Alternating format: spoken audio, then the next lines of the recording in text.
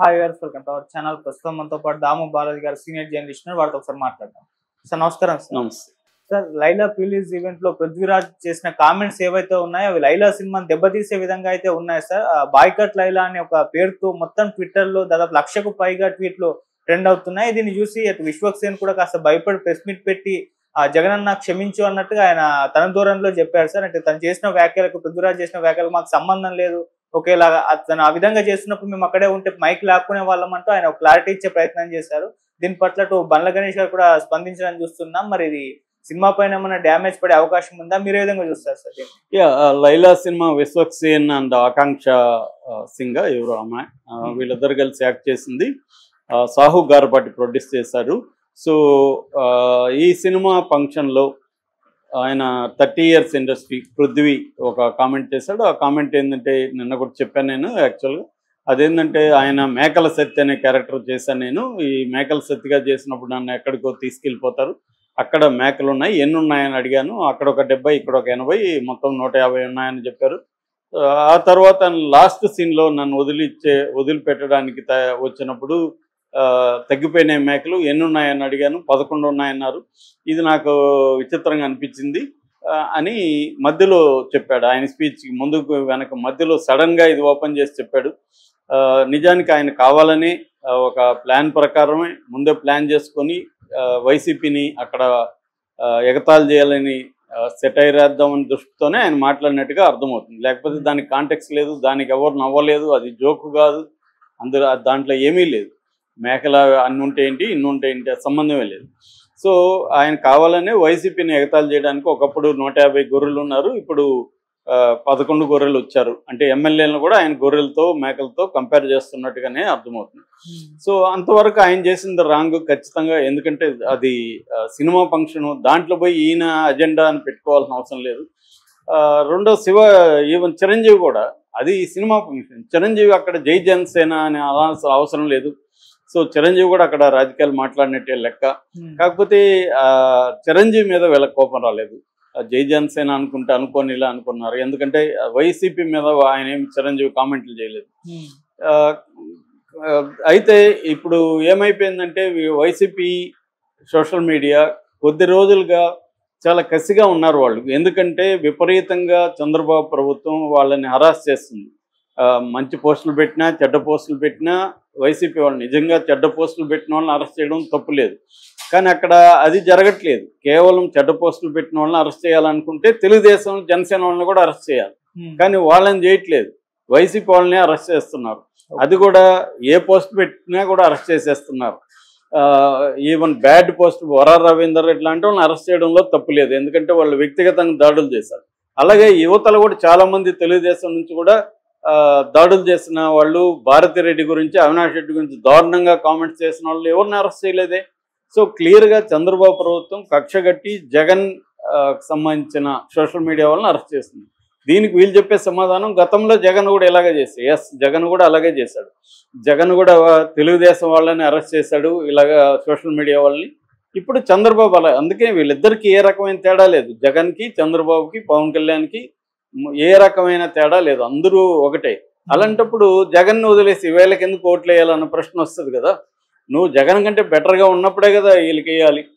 జగన్ ఇప్పుడు ప్రధానికి జగన్ సర్వనాశనం చేశాడు కాబట్టి మేము ఎలక్ట్రిసిటీ రేట్లు పెంచుతున్నాం, రిజిస్ట్రేషన్ ఛార్జీలు పెంచుతున్నాం, ఇప్పుడు మందు పెంచుతున్నాం, నాకు డెవలప్ చేయడం రాదు, డెవలప్ చేయడం సంపద సృష్టించడం ఎవరైనా చెవులో చెప్పండి, అభివృద్ధి చేయాలంటే జగన్ అడ్డుపడుతున్నాడు, కంపెనీలు రావాలంటే జగన్ అడ్డుపడుతున్నాడు, జగన్ మంత్రం చెప్పిస్తూ కాలం గడిపేస్తున్నారు అనేది అర్థమవుతుంది. సో ఈ కాంటెక్స్లో వైసీపీ పరిస్థితి ఏంటంటే అది ఆల్ టైమ్ లోలోకి వెళ్ళిపోయింది. సో కానీ వైసీపీలో ఉండే వాళ్ళకి ఎప్పుడైతే హరాస్మెంట్, మామూలుగా ప్రభుత్వం హరాస్ చేసినప్పుడు 2 రకాలు ఉంటాయి. ఎందుకంటే నేను నక్సలైట్ పార్టీలో కూడా తీసాను. ఈ హరాస్మెంట్ ఏం చేస్తుంది అంటే లోపల కసిని పెంచుతుంది. మరింత ఒక మాదిరిగా ఉండేవాడు కూడా మరింత కసి.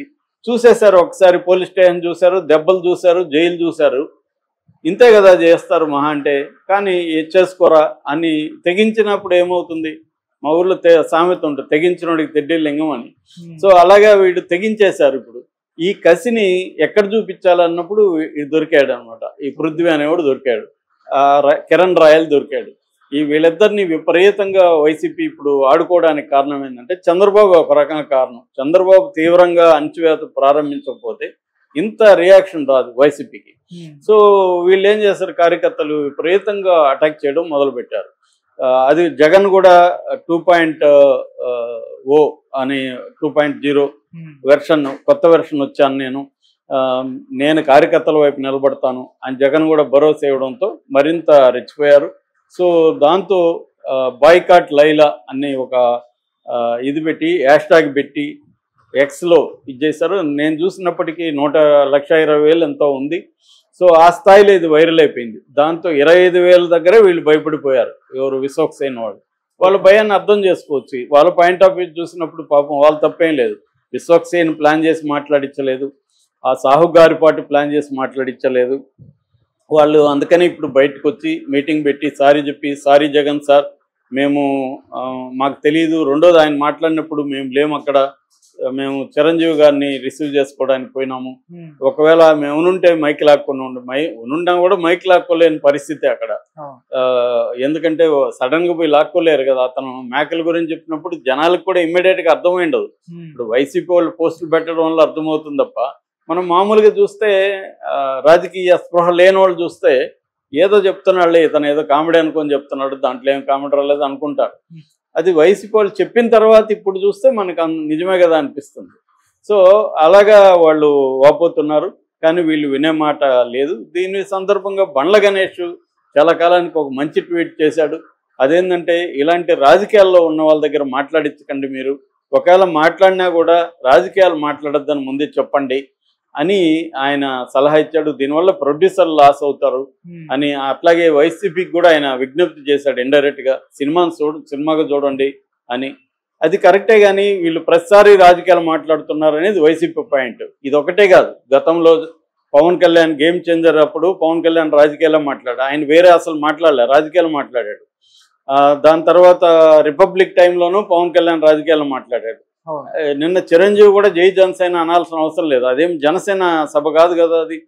సో అనాల్సిన అవసరం లేదు.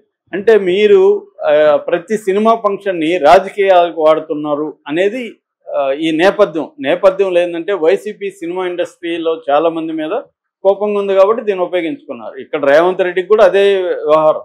రేవంత్ రెడ్డికి కూడా సినిమా ఇండస్ట్రీ మీద కోపం ఉంది కాబట్టి అల్లు అర్జున్ ఎపిసోడ్ని ఆయన ఉపయోగించుకున్నాడు. సో అందువల్ల వీళ్ళ ఆగ్రహం ఓన్లీ ఈ పృథ్వీ మీదో లేకపోతే లైలా మీదో కాదు, ఓవరాల్గా సినిమా ఇండస్ట్రీ మీద, పవన్ కళ్యాణ్ మీద దీన్ని ఉపయోగించుకోవడానికి. నెక్స్ట్ ఇంకెవడో కూడా సినిమా ఫంక్షన్లలో రాజకీయాలు మాట్లాడకుండా ఉండాలంటే దీన్ని అటాక్ చేయాలనే ఒక వ్యూహంతో వీళ్ళు అటాక్ చేస్తున్నట్టు తెలుస్తుంది. సో ఆ నేపథ్యాన్ని మనం అర్థం చేసుకుంటే వాళ్ళ ఆక్రోశం అర్థమవుతుంది. కాకపోతే నేను నిన్న కూడా చెప్పాను, వైసీపీ ఆలోచించాల్సింది ఏంటంటే ఇటువంటి విషయాల మీద